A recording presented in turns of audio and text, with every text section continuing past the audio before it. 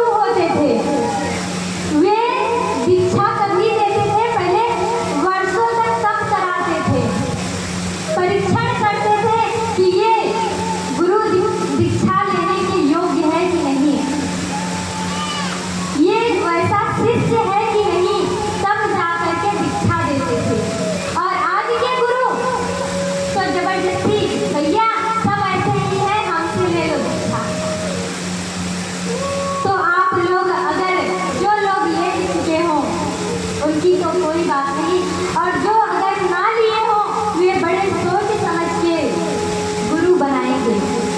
क्योंकि जब आप लोग अपनी कन्या के लिए वर देखने जाते हैं तो वर्षों लगा देते हैं। क्यों? कि भैया कन्या के जीवन की बात है, मेरी बिटिया के जीवन की बात है। अगर अच्छा वर नहीं मिला तो मेरी बेटी का जीवन बर्बाद हो जाएगा।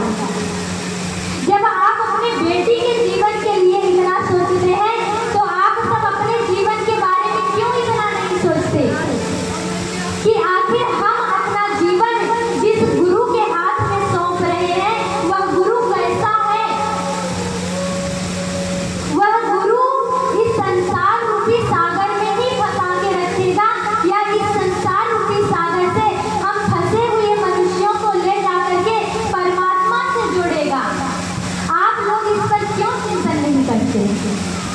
इसलिए जो लोग अभी दीक्षा न लिए हों बड़ा ही सोच समझ करके ही गुरु का चयन करें, क्योंकि गुरु ही एक ऐसा है, गुरु की महिमा जितना कहा जाए उतना ही कम है। हम अपने मुख से गुरु का वर्णन कर ही नहीं सकते, क्योंकि हमारे अंदर वो सामर्थ्य है ही नहीं कि हम गुरु की महिमा का वर्णन करें। तो आप सबसे निवेदन है, जहाँ पर भी आप गुरु दीक्षा लें बड़ी सोच समझ करके गुरु दीक्षा ही लें। किसी का नाम सुनकर या संख्या के बल पर आप गुरु दीक्षा ना लें कि अरे इनके तो बड़े शिष्य हैं, इनके तो बड़े आश्रम हैं, अरे इनका तो बड़ा नाम है। अब आप नाम के तौर पर जाकर दीक्षा ले लिया और बाद में सामने आया कि अरे गुरुदेव तो जेल में बंद हो गए, तो अब दोबारा आप गुरु बना नहीं सकते, क्योंकि गुरु एक दो थोड़ी बनाए जाते हैं, गुरु तो एक ही होता है। तो इसलिए गुरु दीक्षा सोच समझ के लें।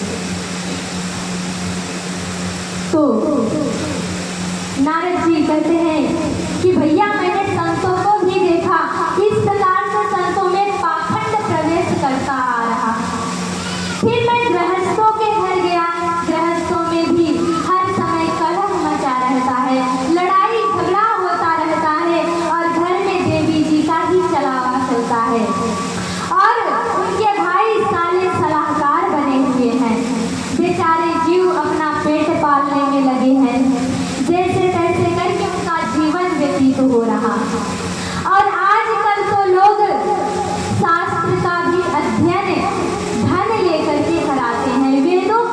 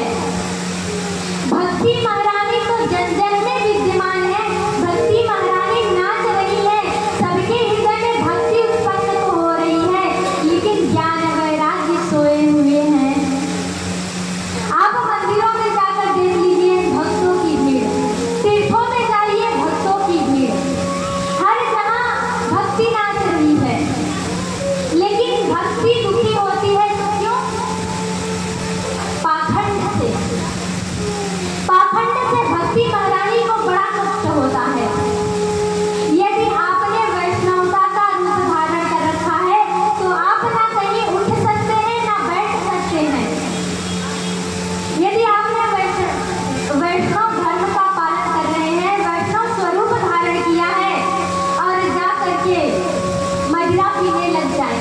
तिलक लगाए हैं, कंठी धारण किए हैं, गेरुआ वस्त्र पहने हैं, तो लोग आपको थोड़ी कहेंगे कि फला आदमी मदिरा का पान कर रहा था। नहीं, वो तो भक्ति को कहेगा ना, भक्ति को दोष देगा कि अरे भगवान का भक्त देखो कैसा बैठ के मदिरा पी रहा है। आप वैष्णवता का स्वरूप धारण करके ना तो मधुशाला में जाकर के नृत्य गाने देख सकते हैं, क्योंकि जैसा स्वरूप रहता है स्वरूप के अनुसार ही आपको वैसा आचरण करना पड़ता है। आधा से ज्यादा सुधार तो वैष्णव स्वरूप धारण करने से ही हो जाता है।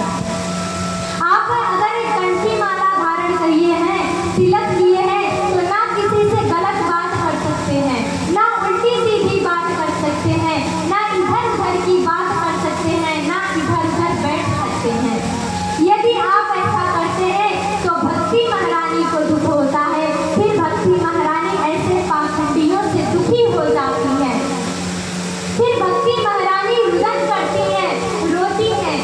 ऐसा कब होता है जब हम सबके हृदय में ज्ञान वैराग्य सोए होते हैं, ज्ञान वैराग्य सोए हुए हैं और भक्ति महारानी नवयुवती हैं।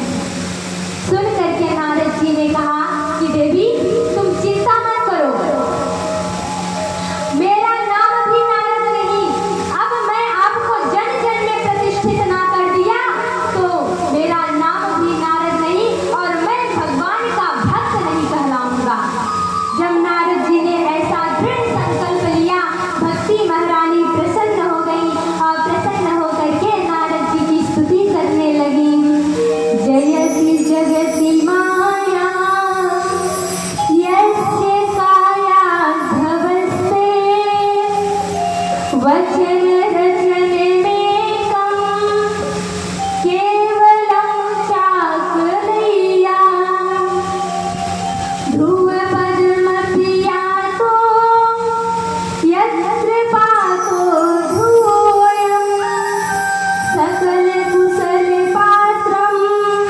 ब्रह्मपुत्रं नतास्मि। भक्ति महारानी खड़ी होकर के नारद जी की दिव्य महिमा गाई, दिव्य स्तुति की। अजी नारद जी, आपके वचनों पर विश्वास करके तो कयाधु पुत्र प्रहलाद ने माया पर विजय प्राप्त कर लिया। आपके वचनों पर ही विश्वास करके ध्रुव जी महाराज आज आकाश मंडल में चमक रहे हैं। आप ब्रह्मा जी के पुत्र हैं, मैं आपको प्रणाम करती हूँ। नारद जी ने कहा कि देवी तुम चिंता मत करो, अभी मैं कुछ प्रयास करता हूँ। तो नारद जी ज्ञान वैराग्य को वेद वेदांत घोषस्य गीता पाठे मुहुर्मुहुः, बार बार वेद ध्वनि की, गीता का पाठ किया, वेद वेदांत सुनाया, लेकिन फिर भी ज्ञान वैराग्य नहीं जगे।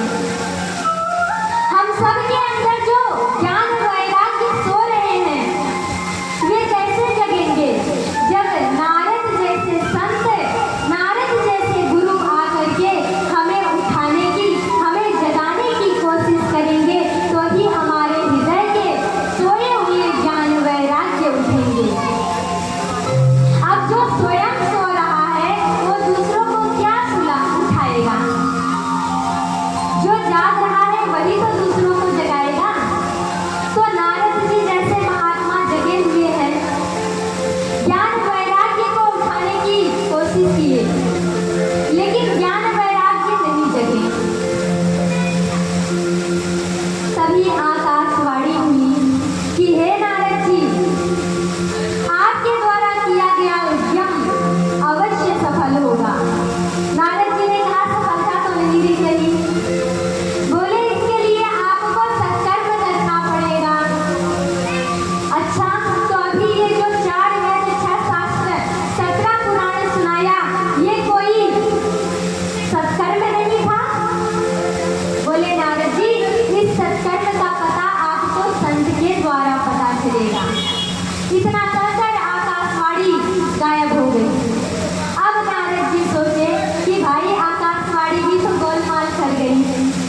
ना सत्कर्म का नाम बताया और ना ही संत का नाम।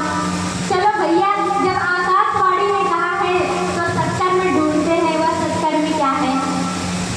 तो मैं सत्कर्म पूछता जो संत मिले उसी से मैंने सत्कर्म पूछा।